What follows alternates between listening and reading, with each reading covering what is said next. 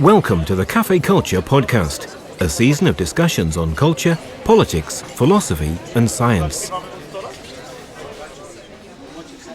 And now I'd just like to take great pleasure in introducing Rita Tojeiro, who is an advanced research fellow at St Andrews University, and she's also the L'Oreal and UNESCO for Women in Science 2015 fellow.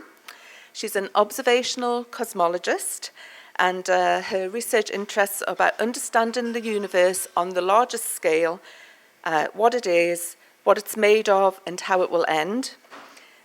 That's just a small subject, isn't it? And she came from Portugal originally and studied at Edinburgh University as an undergrad and postgrad.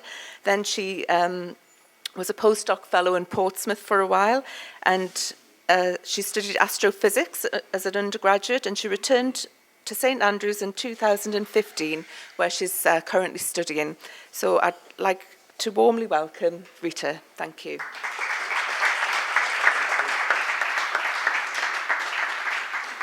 All right. So first of all, thank you for the invitation. It's lovely to be here. So my name is Rita, and I'm an observational cosmologist, and I guess for the next 20 minutes or so, I'll try to impart on you what that means and what it is that makes me get out of bed, other than needing a paycheck like everybody else. So I'm going to start by saying this. I'm going to start by saying that the universe is dominated, or the matter in the universe is dominated by this thing called dark matter. Now I have 20 minutes. I don't have visuals. I'm not going to use any maths or any physics. So I can't really tell you in very much detail how we know this. So I thought what we would do is I'll get you to tell me, okay? So I brought props, okay? What I have here is two bottles, okay? One of them has pennies and something else, and the other one only has pennies. And I want you to tell me, this is bottle A, okay? This is bottle B.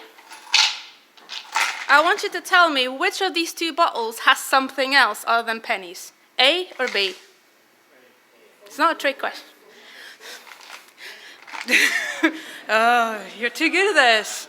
All right. I'm just going to open up. One of them has water and pennies, and the other one does not. A. Right. Okay. Thank you. Now, why? Why were so many of you sure about that? Different sound? How they move? Anything else? You can. How can you see it? It just looks different to you. I can't really explain it. It looks more solid somehow. Yes. Say that. I didn't hear that. Yeah. Okay.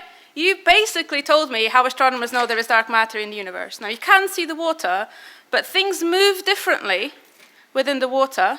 Things look different through the water. The pennies look different, my hand looks different, the background looks different.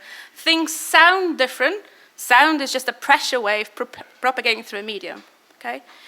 You have basically told me, the physical principles are different, but matter affects how light moves, okay? So some things look different, and we believe that's because of the amount of matter in the universe, even if you can't see it.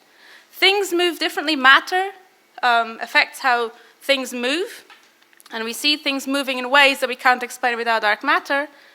And sound, pressure waves, propagate through medium at different speeds, depending on how much matter there is, and we actually can see that in the universe too. Okay, so thank you. You've saved me like an hour, right? So. All right, so we're going to start with that. We're going to start with that assumption. Okay, most of the matter in the universe is in the form of dark matter. Now, what do I mean by this? The matter that you know and love, okay, we call it baryonic matter, just a fancy name for normal matter. Everything that's in a periodic table, everything plus electrons, anything that you are familiar with, we call baryonic matter. And that, there are four fundamental forces in nature. There's gravitational force, electromagnetic force, and two nuclear forces, a strong and a weak. Matter and radiation interact in various ways with each other using these four forces. Dark matter does not. Okay, dark matter does not seem to react or interact via nuclear forces or via electromagnetic force, so it lacks the mechanisms by which it can shine, by which it can create photons or re-emit photons or absorb photons. So that's why it is dark. Okay? So when I talk about dark matter, I'm talking about this thing that interacts via gravity, has mass, but it lacks the physical mechanisms by which it can shine. Now, we know we have some understanding, even yourselves, even if you don't very much about physics, you have some idea of how Newtonian systems behave. You know that if you throw a ball up in the air, it will eventually come back down. You know that if you have a really, really strong arm and throw a ball up in the air really fast, that ball might escape the Earth's gravitational pull and will continue its journey into space, forever decelerating, so its velocity approaching zero, but never actually decelerating and just continuing forever. And so what distinguishes between those scenarios are two things. One of them is the gravitational pull of the Earth and how, the energy with which you launch the ball up in the air. And the evolution of the universe on large scales is not dissimilar to that. Okay, we know from general relativity that depending on how much matter there is in the universe, that will tell you how the expansion of the universe will go on, will occur from this moment on. Right now, we can measure that the universe is expanding. Okay, so we know that. And by measuring how much matter there is in the universe, we can infer whether that expansion will continue forever, it will eventually halt and reverse, becoming a contraction, and everything ending in a big crunch. So knowing how much matter there is in the universe will allow us to find that out. And that is, in many respects, was really one of the main drivers to try to weigh the universe, if you will. Okay? We wanted to know, cosmologists, humankind, whoever, wanted to know what's going to happen to the universe. There's something very unsettling about not knowing. Okay, so we just wanted to know, is the universe going to expand forever? Is there going to be a big crunch? What's going to happen? And so for that, we needed to weigh up the universe. We needed to measure how much matter there was, because most of it was in the form of that matter. We needed to come up with ways of measuring dark matter. That was our goal. Fine. Except, it turns out gravity, or matter, doesn't seem to be the only player that is driving or influencing the expansion of the universe. Okay? And this came as a surprise. So this came in 1998. We discovered that the universe's expansion, the universe is not only expanding, but we discovered that this expansion is accelerating. Okay? And if this doesn't sound weird to you, it should. Think of that ball that you threw up in the air. Okay, and think of the scenario: you have a really strong arm and you throw up really, really quickly, really fast, with a velocity that's large enough to escape the Earth's gravitational pull. It's like this little ball, at some point, just pulled out a jetpack and shot through space. This is what's happening to the expansion of the universe. It's accelerating. We don't know why, okay? But we have a name for it. It's called dark energy. So what happens now is that we have these two game players, these two forces in the universe playing a cosmological tug of war. Okay, you've got gravity on one hand that is slowing down the expansion and trying to bring things together, and you have this thing for which we have very little theoretical understanding called dark energy that is doing exactly the opposite. It seems to be driving things apart. And the universe out there, okay, the structure of the universe that I'm going to tell you about is simply a result of this tug of war. Depending on the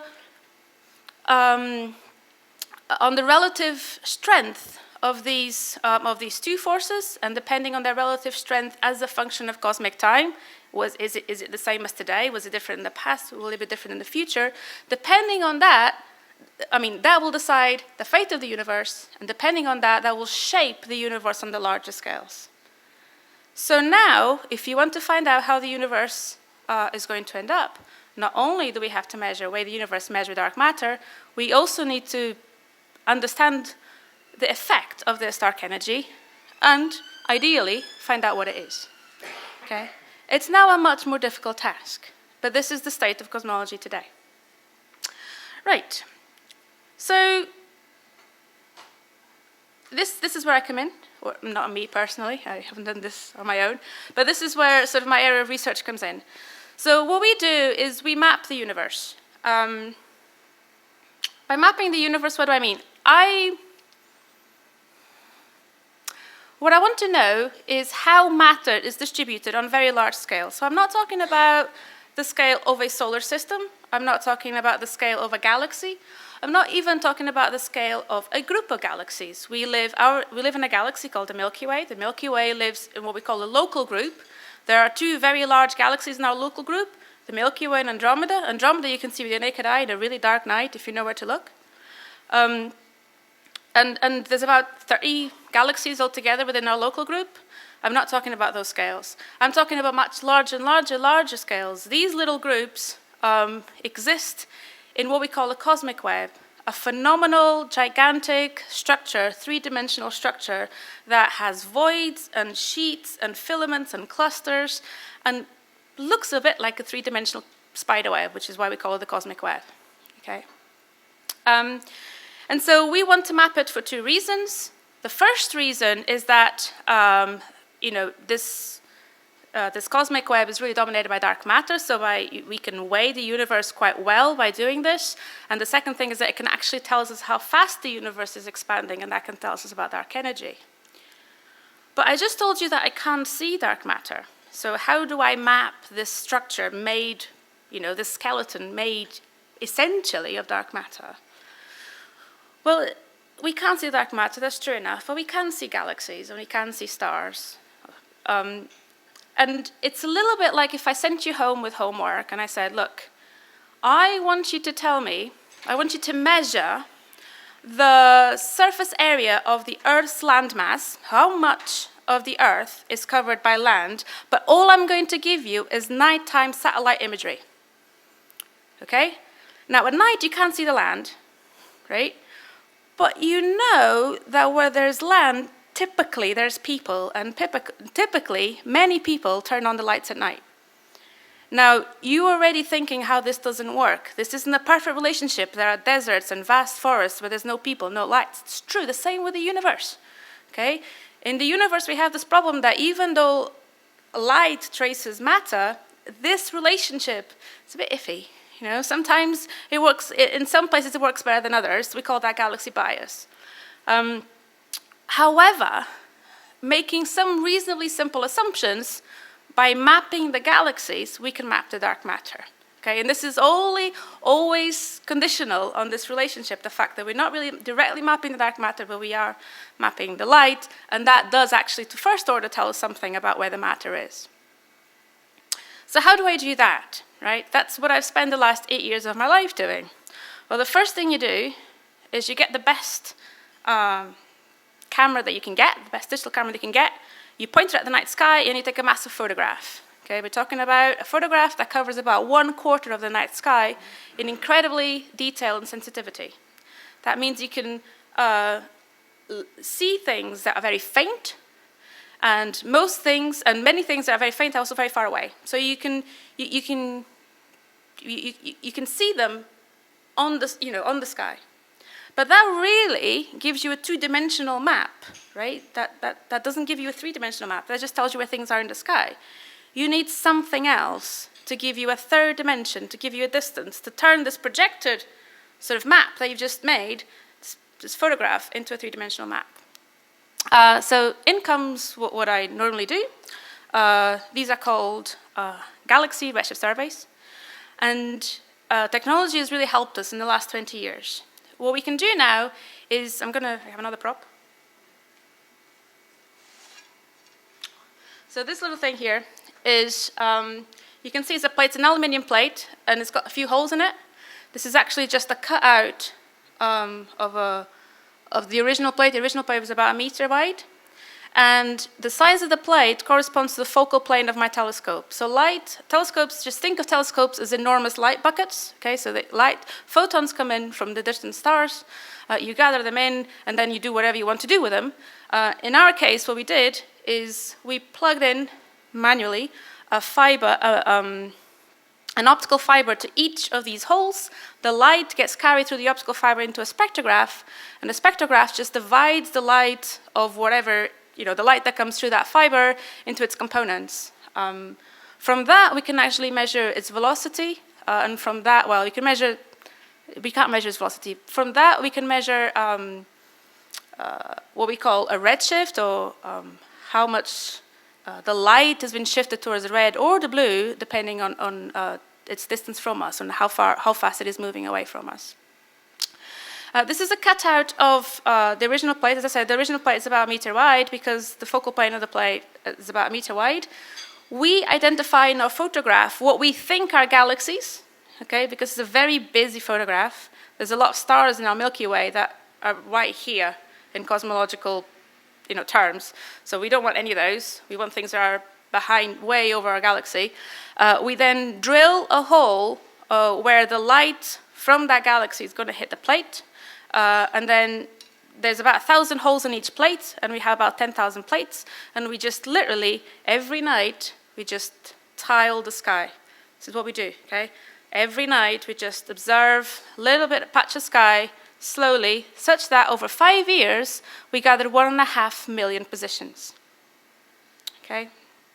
It is at this stage that I always thank the staff that lives at the observatory. So the telescope that was used to do this is the Sloan telescope. It lives in Apache Point, New Mexico in the United States.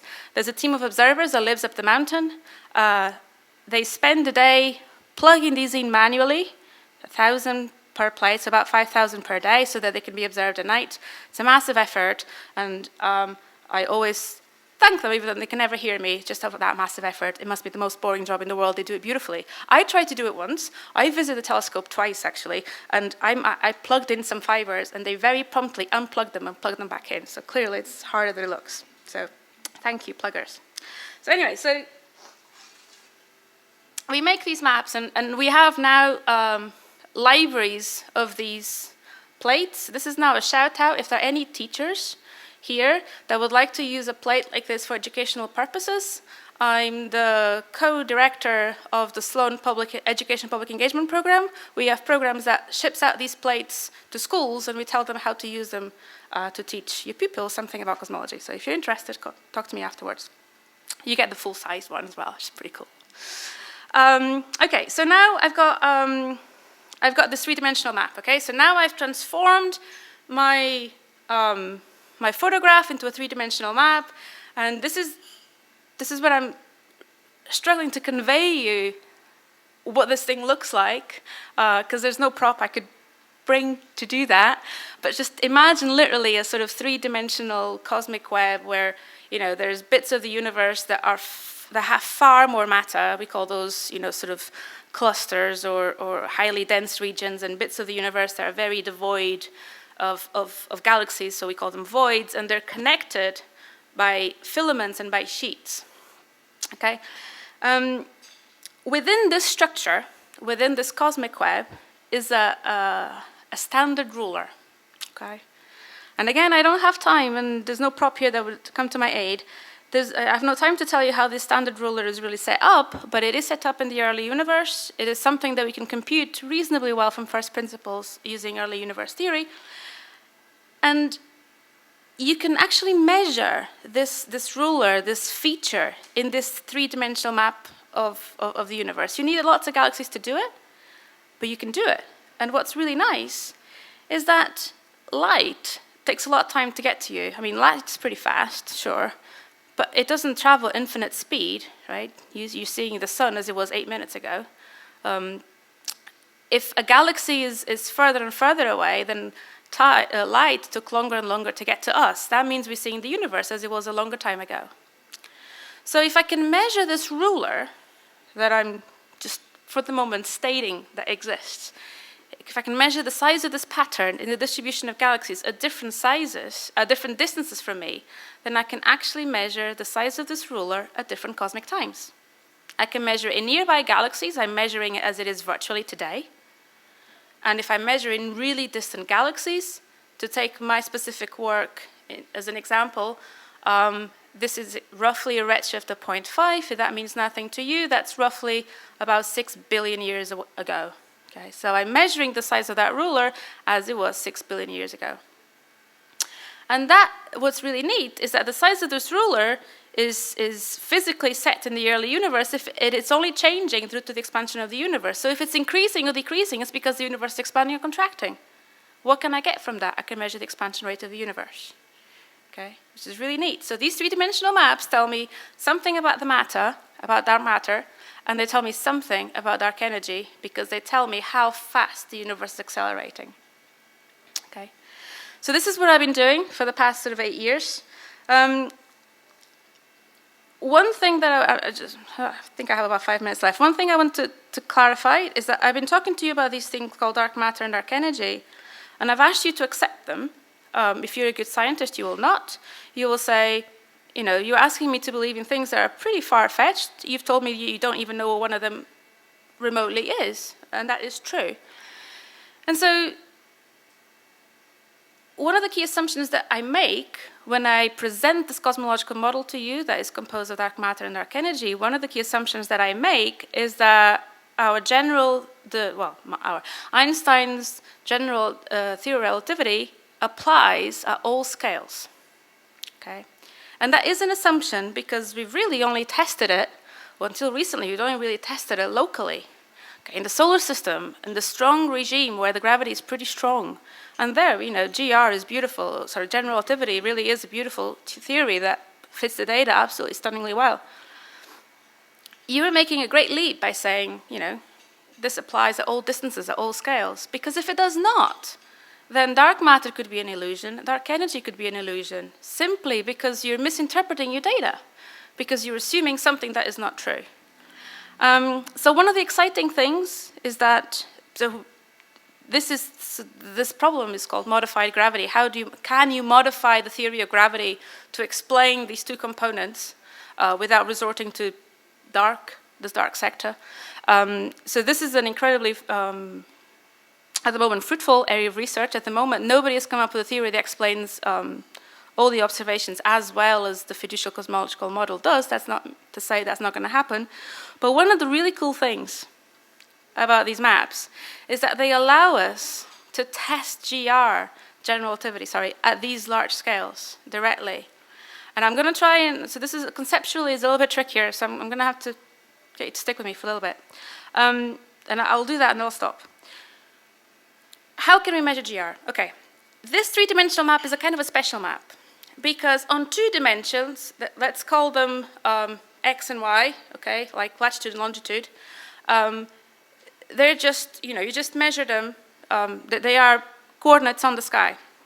Your 3rd dimension it's kind of tricky because it's a redshift, and as I told you, I inferred that before, it's really a velocity. And you can only turn a velocity into a distance, assuming a cosmological model, but you are assuming that the whole velocity of that galaxy is because of the expansion. If that galaxy is moving for something else, for some other reason, then that's going to add up or subtract to the expansion, and it's going to distort your maps, okay? And it's going to distort them in one direction and one direction alone, which is along the line of sight. It's not going to distort them along that direction or along that direction. So we call these redshift space distortions. And the beautiful thing is that on large scales, the reason why galaxies might be moving with respect to the expansion is because structure is still growing. What do I mean by that? I mean that regions with more galaxies, you know, gravity is more predominant there, so they're attracting more galaxies. So, you know, galaxies are continuously inflowing. They're leaving the voids through these sheets and these filaments into the cluster regions, if you will. And you can, so this motion, what we call structure growth, if gravity is what GR says it is, then we can predict exactly what that distortion should be, okay, along this line of sight. And so we've done it for the, you know, we've been doing this for a while, but with the slated experiments that we've done, for which the results were published in July this year, we've done it with unprecedented accuracy, and they hold. Okay, GR, we see this distortion in our map, and it seems to be exactly what Einstein, well, not Einstein particularly, but what his theory says it would be. And that's brilliant. I mean, some people were really disappointed, said, oh, it's really boring. And I said, well, how can that be boring? That is a fundamental, absolutely stunning fact about the universe. GR holds at these scales, or it seems to the accuracy of our experiment, it seems to. So we're in a really exciting time to be observational cosmologists. We don't know what most of the universe is made of, but we know very well how much of it there is, and that's progress. Okay, we're at a stage where technology is really pushing these mapping experiments forward and forward. So our our pluggers are being replaced by robots. So instead of plates with 1,000 fibers, we'll have plates with 5,000 fibers, and we'll be able to map not 1.5 million, but say 10 billion galaxies or something like that. And we're going to really be able to test the expansion of the universe, really weigh the universe with unprecedented accuracy, and hopefully come up with a theoretical motivation, a solid theoretical motivation for what dark energy is and dark matter is. And I think I'll stop now and take some questions.